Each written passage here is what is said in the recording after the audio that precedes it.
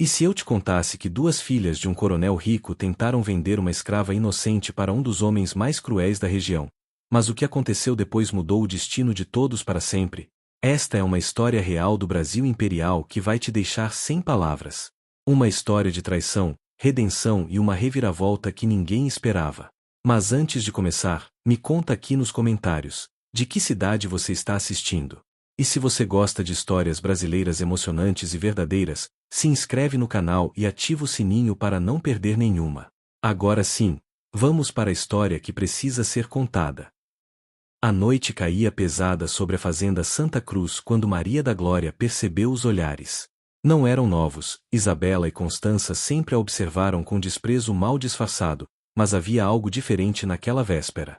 Um brilho perigoso nos olhos das filhas do coronel Augusto Montenegro que fazia seu coração disparar. 23 anos havia servido aquela casa, desde menina, quando fora arrancada dos braços da mãe para trabalhar na Casa Grande. O coronel, homem de princípios rígidos mas senso de justiça peculiar para sua época, confiava nela mais que em qualquer outro ser humano. Ela conhecia seus segredos, suas fraquezas, seus momentos de dúvida sobre o sistema que o enriquecera. Maria sabia onde guardava os documentos importantes, conhecia suas preferências à mesa, preparava seus remédios quando a gota o atacava. Era sua confidente silenciosa, a guardiã invisível de sua rotina. E exatamente por isso, tornará-se alvo do ódio feroz de Isabela e Constança. As irmãs Montenegro cresceram vendo o pai tratar aquela escrava com respeito que jamais demonstrara por elas. Enquanto eram repreendidas por caprichos e frivolidades, Maria recebia palavras gentis. Quando erravam, ouviam sermões. Quando Maria quebrava algo, o coronel apenas suspirava compreensivo. A inveja cresceu como erva daninha nos corações das moças, alimentada por anos de comparações silenciosas. Elas não compreendiam que o respeito do pai por Maria nascia da lealdade inabalável, da competência silenciosa, da discrição absoluta, qualidades que elas próprias jamais cultivaram. Para Isabela e Constança, havia apenas a injustiça insuportável de serem preteridas por uma escrava. E naquela noite de abril de 1857, o veneno do ciúme transbordaria em ação. Maria tremia enquanto fingia arrumar as cortinas da sala, seus ouvidos atentos à conversa sussurrada entre as irmãs no corredor. Palavras soltas chegavam até ela como punhais. Amanhã, compradores, se livrar dela, nunca mais. Seu sangue gelou. Conhecia histórias de escravos vendidos para homens cruéis, destinados a trabalhos brutais ou pior. O coronel viajara para a capital naquela manhã e retornaria apenas em 3 dias, tempo suficiente para que suas filhas executassem um plano terrível. Maria precisava decidir: fugir imediatamente, arriscando ser capturada e castigada, ou confiar que o destino interviria de alguma forma. Suas mãos suavam enquanto dobrava os panos de prato, o coração martelando um ritmo desesperado de terror e incerteza. O dia seguinte amanheceu com uma normalidade cruel. Isabela e Constança tomaram café com sorrisos ensaiados, discutindo amenidades sobre o clima e os preparativos para o baile da semana seguinte. Maria servia-as com mãos trêmulas, derramando café na xícara de Constança, que a repreendeu com severidade exagerada. Está cada vez mais desastrada, Maria. Papai não deveria manter alguém tão incompetente tão perto, disse Isabela com veneno na voz. As palavras ecoaram na sala de jantar vazia enquanto Maria abaixava a cabeça, engolindo a humilhação e o medo que ameaçava sufocá-la. Conhecia aquele jogo. As irmãs estavam construindo uma narrativa, plantando sementes de dúvida sobre sua capacidade, preparando o terreno para justificar sua venda. Mas para quem? E quando? A resposta veio ao meio-dia, quando uma carruagem parou em frente à Casa Grande. Dela desceram 3 homens de aparência brutal, comerciantes de escravos conhecidos por sua crueldade na região.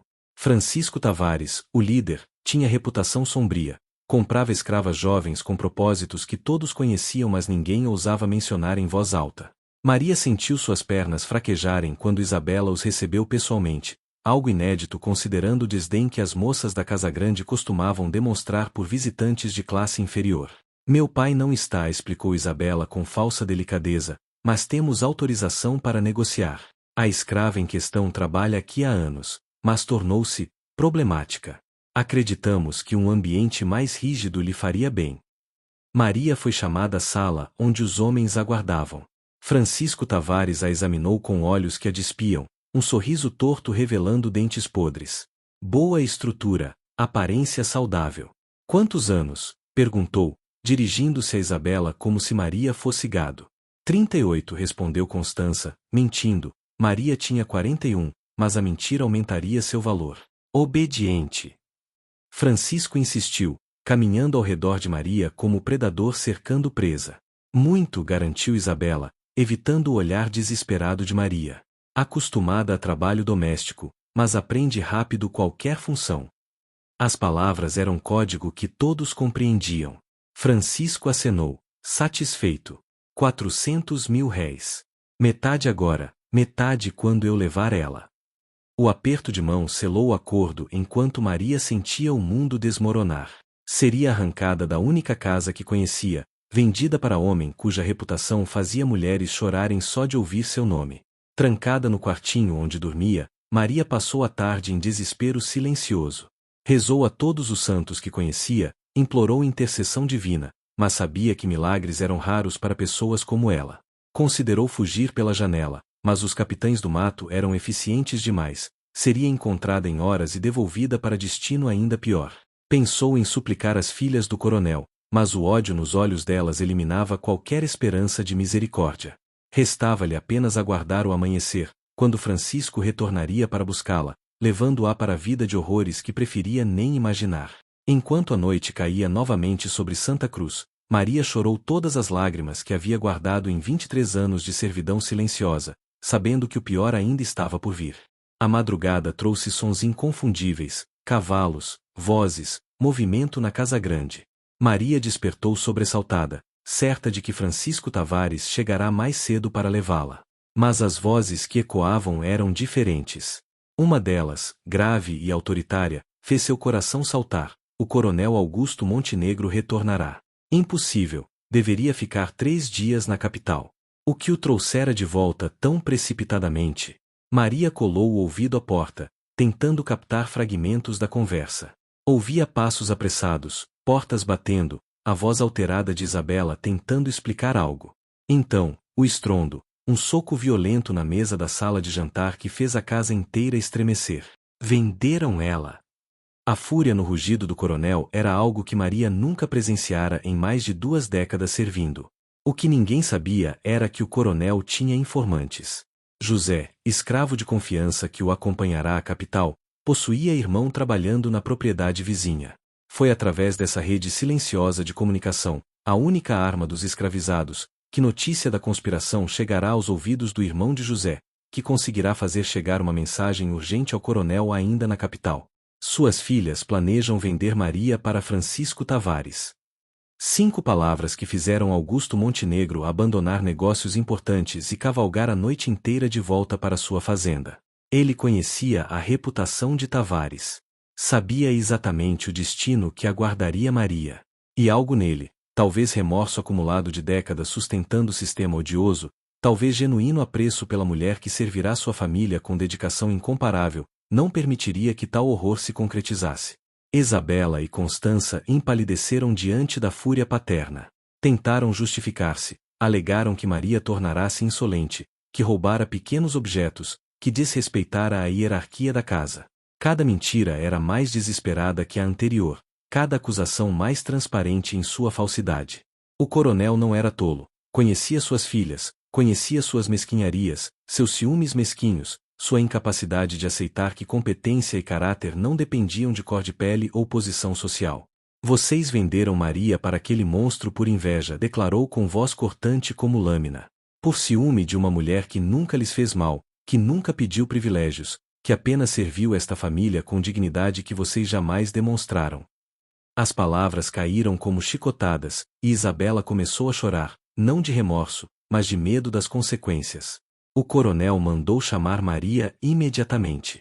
Quando ela entrou na sala, tremendo, olhos inchados de chorar a noite toda, ele viu naquele rosto o reflexo de tudo que estava errado em sua vida, em sua sociedade, em sua época. Sinto muito, disse simplesmente, e pela primeira vez em 23 anos, Maria viu lágrimas nos olhos daquele homem orgulhoso. Jamais deveria ter permitido que você servisse pessoas indignas de sua lealdade. Voltou-se para as filhas. Francisco Tavares receberá o dobro do que pagou e a mensagem de que o negócio está cancelado. Se ousar protestar ou retornar a esta propriedade, encontrará apenas a justiça de meus advogados e minha espingarda. Quanto a vocês duas. Fez pausa, e o silêncio que se seguiu foi mais aterrorizante que qualquer grito. Precisamos ter uma conversa muito longa sobre o futuro de vocês nesta família. A semana seguinte foi de tensão sufocante na fazenda Santa Cruz. O coronel Montenegro trancou-se em seu escritório por dias, recebendo apenas José para trazer refeições e Maria para conversas longas que intrigavam toda a casa. Isabela e Constança foram confinadas aos seus quartos, proibidas de sair ou receber visitas. A casa grande, normalmente agitada com atividades sociais e preparativos para eventos, tornou-se tumba silenciosa onde apenas o arrastar de passos e sussurros nervosos quebravam o silêncio opressivo. Os escravos cochichavam entre si nos alojamentos, especulando sobre o que estaria acontecendo. Alguns diziam que o coronel enlouquecera de raiva, outros, que planejava vender as próprias filhas. Maria permanecia calada sobre as conversas com seu senhor, mas havia algo diferente em seus olhos, uma centelha que poderia ser esperança ou talvez apenas confusão. No 8º dia, o coronel convocou reunião na sala principal. Além de Isabela e Constança, estavam presentes o padre da paróquia local, o advogado da família e, surpreendentemente, os feitores da fazenda e alguns escravos de confiança, incluindo Maria. A presença de escravos em reunião familiar era sem precedentes, e o desconforto das filhas era palpável. O coronel iniciou com voz firme mas carregada de emoção: convoquei testemunhas para o que será dito aqui. Quero que todos ouçam e guardem, para que não haja dúvidas ou mentiras sobre minha decisão. Isabela tentou interromper, mas foi silenciada com um olhar. Vocês duas conspiraram para vender uma mulher sob minha proteção para homem que a destruiria. Não por necessidade, não por justiça, mas por ciúme mesquinho e crueldade gratuita. Provaram-se indignas não apenas de minha confiança, mas da própria humanidade que deveriam possuir. O advogado, Dr. Mendes, homem idoso que servirá a família por décadas, ajustou os óculos nervosamente antes de ler o documento preparado pelo coronel. Por este instrumento, declaro Isabela Teresa Montenegro e Constança Maria Montenegro deserdadas de todos os bens, propriedades e direitos que lhes caberiam por sucessão. As palavras caíram como martelo de juiz, cada sílaba um golpe no futuro das moças. Concedo a cada uma quantia equivalente a 5 contos de réis, suficiente para estabelecer-se modestamente em qualquer cidade que escolham. Não terão direito a esta propriedade, aos escravos, aos investimentos ou ao nome comercial da família Montenegro. Esta decisão é irrevogável e entrará em vigor imediatamente. Isabela desmaiou, Constança ficou petrificada, a realidade da situação finalmente penetrando sua consciência protegida. Mas o coronel não terminara. Dirigiu-se aos escravos presentes: vocês serviram esta família por anos, alguns por décadas. Construíram esta riqueza com seu suor e sangue. Minha riqueza foi edificada sobre suas costas, e embora a lei me dê direito sobre vocês, minha consciência já não aceita este peso. A sala explodiu em sussurros chocados. O padre benzeu-se, temendo que o fazendeiro estivesse sofrendo algum colapso mental. Não posso libertar todos vocês imediatamente, as leis são complexas e há processos a seguir. Mas a partir de hoje, nenhum chicote será erguido nesta propriedade. Nenhum castigo corporal será aplicado. Vocês receberão salários modestos pelo trabalho que executam. As crianças terão aulas de leitura e escrita com o padre. E a cada ano, os mais velhos e leais receberão suas cartas de alforria. Era revolução silenciosa, perigosa mesmo, considerando a época e o sistema vigente. Mas Augusto Montenegro decidirá que algumas coisas valiam o risco de desafiar o status quo. Maria acordou naquela manhã sem entender bem o que acontecerá. Tudo parecia sonho febril: a condenação das filhas do coronel, as promessas revolucionárias sobre tratamento dos escravos, a maneira como ele a chamara pelo nome completo durante a reunião, não apenas Maria como era costume. Hesitante, dirigiu-se à cozinha para iniciar suas tarefas habituais, mas encontrou surpresa esperando por ela. Uma das escravas mais jovens, Benedita, já preparava o café, insistindo que Maria não precisava trabalhar naquele dia. Ordens do coronel, explicou a moça com um sorriso tímido. Disse que a senhora precisa descansar e depois encontrá-lo no escritório. A senhora, O tratamento respeitoso soou estranho aos ouvidos de Maria, acostumada a ser chamada apenas pelo nome ou por palavras menos gentis. No escritório, o coronel aguardava com documentos espalhados sobre a mesa. Parecia ter envelhecido 10 anos na última semana, o peso de suas decisões marcado em rugas profundas ao redor dos olhos. Maria começou, e havia tal vulnerabilidade em sua voz que ela quase não o reconheceu. Preciso que me perdoe. Por anos, aproveitei-me de sua lealdade sem oferecer nada além de teto e comida. Permiti que minhas filhas a maltratassem enquanto fingia não ver. Fui covarde ao não questionar um sistema que me beneficiava às suas custas. Maria não sabia como responder. Nunca esperara ouvir pedido de desculpas de homem branco, muito menos de seu senhor. Não posso desfazer o passado, continuou ele, mas posso tentar construir futuro diferente. Aqui está sua carta de alforria, assinada e registrada. Você é livre, Maria da Glória. Livre para ir ou ficar como desejar. A liberdade veio com papel amarelado carimbado por autoridades, documento que transformava a propriedade em pessoa aos olhos da lei. Maria segurou-o com mãos trêmulas, incapaz de processar completamente o significado daquelas palavras escritas em caligrafia elegante. Livre. Palavra que sonhara sussurrar por décadas, mas que agora soava quase aterrorizante. Livre para quê? Para ir aonde? Conhecia apenas aquela fazenda, aquela rotina, aquele lugar. O mundo lá fora era vasto e desconhecido, possivelmente tão perigoso quanto a escravidão que deixava para trás. O coronel percebeu sua hesitação. Não precisa decidir agora. Se escolher ficar, será como funcionária assalariada. Terá quarto próprio na casa nova que construirei ao lado da casa grande, para trabalhadores livres. Receberá pagamento justo e, quando desejar partir, terá minha recomendação para qualquer emprego que busque. Mas havia mais. O coronel abriu o cofre antigo atrás de sua escrivaninha, retirando bolsa pesada de couro. Isto é compensação por 23 anos de serviços prestados sem pagamento adequado. Não é suficiente, nada seria, mas é o que posso oferecer. Dentro havia quantia considerável, fruto de cálculos que ele fizera baseando-se em salários que trabalhadores livres receberiam por serviços similares aos de Maria. Era dinheiro suficiente para ela comprar pequena propriedade, ou estabelecer-se em alguma cidade, ou simplesmente viver com segurança por anos. Maria desatou a chorar, não lágrimas de tristeza que derramara a semana anterior esperando ser vendida para Francisco Tavares, mas lágrimas de alívio, confusão, gratidão e medo misturados em emoção que não tinha nome. Pela primeira vez em sua vida adulta, tinha escolhas.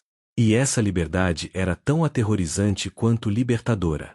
Os meses seguintes trouxeram mudanças que varreram a fazenda Santa Cruz como ventania transformadora. Isabela e Constança partiram envergonhadas, acompanhadas apenas por uma criada cada e suas arcas de roupas. Estabeleceram-se em cidade distante, onde ninguém conhecia sua história de desonra. Constança casou-se apressadamente com um comerciante viúvo que precisava mais de governanta que de esposa. Isabela tornou-se professora de música para filhas de famílias menos abastadas, ironia cruel para quem nascerá em berço de ouro. Nunca mais retornariam à fazenda ou falariam com o pai, que as riscara não apenas de seu testamento mas também de seu coração. O padre local tentou interceder, invocando o mandamento sobre honrar pai e mãe e perdoar ofensas, mas o coronel foi inflexível. Elas tentaram destruir alguém por crueldade pura. Tal maldade não merece recompensa. Maria decidiu ficar, pelo menos temporariamente. O mundo lá fora ainda era assustador demais para a mulher que passará a vida inteira em servidão. Mas sua permanência tinha agora dignidade diferente. Recebia salário mensal, tinha quarto privado com tranca na porta, luxo inimaginável antes, e era tratada com respeito pelos outros trabalhadores. Mais importante, tinha voz. Quando o coronel planejava mudanças na administração da fazenda, consultava-a. Quando precisava tomar decisões sobre a transição dos escravos para trabalho assalariado, pedia sua opinião. Maria, que passará décadas invisível apesar de sempre presente, descobria-se gradualmente tornando-se pessoa completa, com pensamentos valorizados e escolhas respeitadas. Era processo doloroso às vezes, anos de submissão forçada não desapareciam da noite para o dia, mas também gloriosamente libertador. A fazenda também se transformava. O coronel cumpriu suas promessas. Chicotes foram queimados em cerimônia que alguns consideraram sacrilégio e outros viram como redenção. Castigos corporais cessaram completamente. As crianças nascidas na escravidão começaram a frequentar aulas com o padre, aprendendo letras e números que seus pais nunca puderam dominar. Alojamentos foram reformados, com famílias recebendo espaços maiores e mais dignos. Salários modestos mas reais eram pagos mensalmente, permitindo que os trabalhadores comprassem pequenos luxos ou economizassem para futuros que começavam a imaginar. Nem tudo era perfeito. Alguns feitores resistiram às mudanças e tiveram que ser dispensados. Vizinhos fazendeiros criticavam Montenegro abertamente, acusando-o de mimar seus escravos e criar problemas para toda a região. O padre advertia sobre perigos de subverter a ordem social estabelecida. Mas Augusto Montenegro descobriu algo inesperado: a fazenda prosperava. Trabalhadores tratados com dignidade produziam mais, com melhor qualidade e menos conflitos. As fugas, antes frequentes, cessaram completamente. Por que fugir quando se tinha salário, respeito e promessa de liberdade futura? A produção de café aumentou. Novos métodos agrícolas foram implementados com sugestões dos próprios trabalhadores, que agora tinham incentivo para melhorar a eficiência. Comerciantes que inicialmente evitaram negociar com ele, temendo o contágio de suas ideias progressistas, voltaram atrás ao ver seus lucros e a qualidade de seus produtos. Montenegro provou, contra expectativas de muitos, que era possível ser lucrativo sem ser cruel, bem-sucedido sem ser opressor. Não era perfeição, ainda havia hierarquias, ainda havia injustiças menores, ainda era propriedade de um sistema fundamentalmente injusto, mas era melhor. E melhor já era a revolução em contexto onde crueldade era norma. A notícia do que acontecia na fazenda Santa Cruz espalhou-se pela região como fogo em capinzal seco. Alguns fazendeiros visitavam Montenegro sob pretexto de negócios, mas na verdade queriam ver com próprios olhos a loucura que implementara. Encontravam trabalhadores bem alimentados, alojamentos limpos, crianças aprendendo a ler, mais impressionante, atmosfera de relativa paz onde antes haveria medo e tensão constantes. Alguns poucos, tocados pelo que viam, começaram a implementar mudanças menores em suas propriedades. Outros saíam indignados, resmungando sobre como Montenegro estava estragando os negros e tornando-os insolentes. Houve até ameaças veladas. Proprietários poderosos na região não viam com bons olhos alguém desafiando status quo tão flagrantemente. O coronel contratou seguranças adicionais e dormia com pistola sob o travesseiro, consciente de que mudança sempre atrai resistência violenta. Maria tornou-se figura central nessa transformação. Com liberdade recém-conquistada e confiança crescente, assumiu papel não oficial de intermediária entre o coronel e os trabalhadores. Conhecia todos pelo nome, entendia suas preocupações, falava suas línguas, não apenas português, mas também fragmentos de línguas africanas preservados secretamente entre os mais velhos. Quando havia disputas, ela mediava. Quando havia dúvidas sobre as novas políticas, ela explicava. Quando trabalhadores hesitavam em expressar preocupações ao coronel, ela servia como canal de comunicação. Gradualmente, outros fazendeiros progressistas começaram a procurá-la, pedindo conselhos sobre como implementar transições similares. Maria, que nunca imaginara ter voz além dos limites da Casa Grande, descobria-se tornando símbolo de possibilidade em mundo que insistia em negar humanidade a pessoas como ela. Um visitante particular chegou certo dia, João Carlos, advogado abolicionista de São Paulo que ouvirá sobre experimento de Montenegro. Jovem idealista com olhos brilhantes de quem ainda acreditava que palavras e leis podiam mudar mundo, João queria documentar o que acontecia em Santa Cruz. Sua fazenda é prova viva de que escravidão não é economicamente necessária, argumentou ao coronel. Se conseguirmos mostrar ao país que é possível prosperar sem crueldade, talvez convençamos legisladores a acelerar a abolição. O coronel era cético, conhecia bem a ganância que movia a economia escravocrata, mas concordou em deixar João observar e documentar. O advogado passou semanas na fazenda, entrevistando trabalhadores, anotando números, fotografando melhorias. Maria passou horas conversando com ele, relatando sua história e observações sobre transformações que testemunhara. O relatório de João Carlos tornou-se panfleto amplamente distribuído em círculos abolicionistas. A Fazenda da Redenção, intitulou-se, contando história de coronel que deserdou filhas cruéis e libertou consciência junto com seus escravos. Era narrativa poderosa porque era real, documentada, impossível de descartar como utopia irrealista. Jornais publicaram trechos, políticos abolicionistas citaram em discursos, alguns fazendeiros, mais por curiosidade que convicção, começaram pequenas reformas. Maria e Montenegro receberam convites para palestrar em cidades grandes, compartilhar experiências. Recusaram a maioria, o coronel detestava a atenção pública, e Maria ainda lutava contra anos de condicionamento que a ensinaram a permanecer invisível. Mas sabiam que a história deles importava, que cada pessoa que ouvia sobre Santa Cruz era semente de mudança plantada em terreno fértil de injustiça que precisava desesperadamente ser arado e renovado. 5 anos após aquela noite terrível quando Isabela e Constança tentaram vender Maria, a fazenda Santa Cruz era lugar completamente diferente. Todos os trabalhadores que chegaram como escravos agora possuíam cartas de alforria.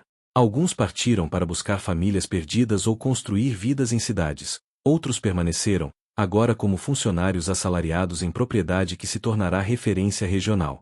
Escolas foram construídas não apenas para crianças mas também para adultos que desejavam aprender. Uma clínica médica pequena mas funcional tratava doenças que antes eram ignoradas até que trabalhadores morressem ou ficassem incapacitados. O coronel Montenegro, agora na casa dos 70 anos, caminhava pela propriedade apoiado em bengala, mas com orgulho que nunca sentirá quando era apenas fazendeiro rico sustentado por trabalho forçado. Transformará a riqueza manchada de sangue em legado de dignidade. Maria, aos 46 anos, era figura respeitada não apenas na fazenda mas em toda a região. Casara-se com José, aquele homem cuja rede de informantes salvara sua vida anos antes. Tiveram 2 filhos que nasceram livres, palavras que ainda faziam chorar de alegria toda vez que pensava nelas. Seus filhos estudariam, teriam escolhas, viveriam vidas que ela jamais imaginara possíveis quando era menina arrancada dos braços da mãe décadas atrás. Ela gerenciava agora a administração doméstica da fazenda, não como escrava mas como funcionária assalariada com autoridade reconhecida. Quando o coronel adoeceu gravemente no inverno de 1862, foi Maria quem cuidou dele com dedicação que transcendia dever profissional. Era gratidão, afeição genuína por homem que, apesar de todos seus defeitos e privilégios, escolhera fazer o certo quando confrontado com maldade de própria família.